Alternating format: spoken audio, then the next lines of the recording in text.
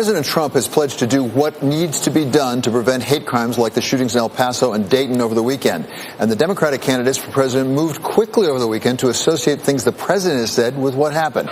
Welcome now our political panel, Jen Kearns, former spokeswoman for the California Republican Party and founder of Women for a Great America, and Basil Smikle. He is distinguished lecturer of politics and public policy at the City University of New York. So welcome to both of you. Good to have you here. Basil, I'll start with you. Is it really fair to associate things the president said with what happened over the weekend? Because we've had mass shootings here for a good long time, long before Donald Trump was president. So that's absolutely correct. We have had mass shootings for as long as I've been alive in this country.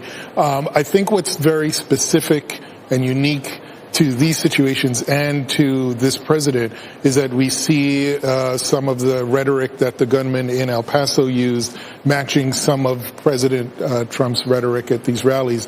And there have been reports that in the counties where he's had his rallies, hate crimes have increased over 200%. And so there is maybe not a causality, but there is some correlation with some of what we see in terms of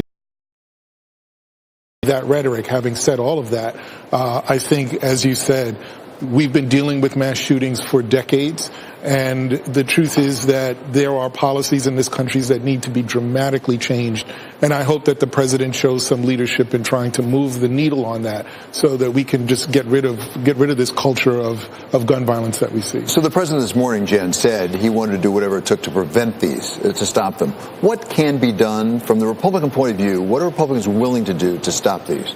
Well, look, you look at the background checks, which most Americans are supportive of strengthening. Those background checks in both of the instances over the weekend would have done nothing to stop these. These were both young men who did not have any criminal record other than, I think, maybe a traffic ticket. So this is a difficult time.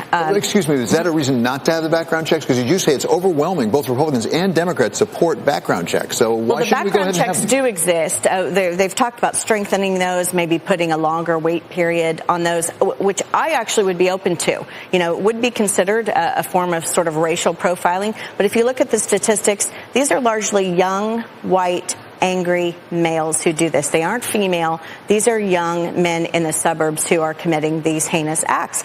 But in terms of President Trump's culpability, you know, I pulled off even this statement from August 14th, 2017. Everyone always ties this back to Trump's rhetoric on Charlottesville. Well, it turns out he actually condemned white supremacists. It's in his statement here, available at whitehouse.gov. Condemned in the strongest possible terms, said racism is evil, he says, and those include criminals and thugs, including KKK, neo-Nazis, white supremacists, and other hate groups. And I think here's where the left-wing media has some culpability here.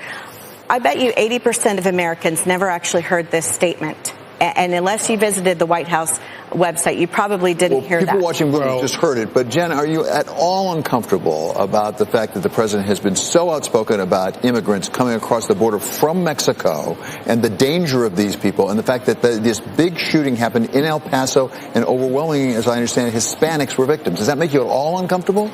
Well, look, it makes me uncomfortable that Congress left for recess without addressing the asylum loopholes.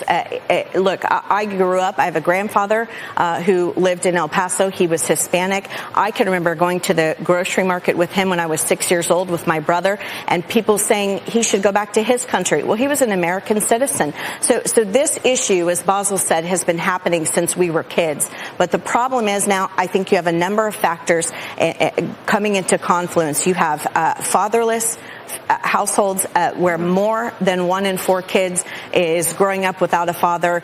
You've got the video games, which I think is part of the equation here. But Japan uses video games more than we do. I have to say something here. It's not a result of unwed mothers or fatherless households. It's not a result of video games. It's not a result of hip-hop or music, because they've been blaming that on hip-hop since I've been a child. But it is. If you look at the Sandy Hook shooting, it was a single mother where father had left the home. He killed his mother before he went to school. Let me tell you something. This is the fact. Let me tell you something. I grew up in a home where my parents were divorced. I have 3 Ivy League degrees. That's not the issue. The issue here is that it is too easy to get guns in our country. There are more guns in this country than there are people in this country. It's too easy. We make it more difficult to be able to get and use a car in this nation than it is to get and have a gun in this country. And if we're going to tell personal stories, I was shot when I was 12 by a 14-year-old. All right?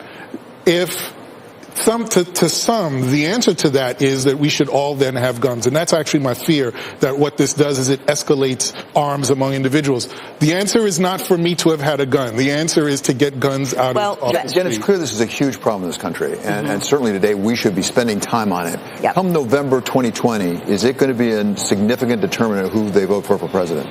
It's possible, but to be honest, it depends on what's going on in the 30 to 45 days leading up to the election. We saw in the midterm elections, the Brett Kavanaugh issue had an effect. But we saw a couple weeks after that was the CNN pipe bomber, the guy who sent pipe bombs to everyone. I believe that had an effect. Basil, what do you think? I just think that the House has 2 bills. The Senate has not gone and voted for those bills. I guess the best way to say it is that if Democrats take over the Senate, you'd have an easier path to getting those bills. I must say this, though. Gun ownership, 31% of women represent gun owners, 43% are men, but women only represent 3% of the shootings. There's a male problem, no question about it. Okay, thanks very much to Women for a Great America founder Jen Kearns and Democratic strategist Basil Smikle. And as we've been noting throughout the hour,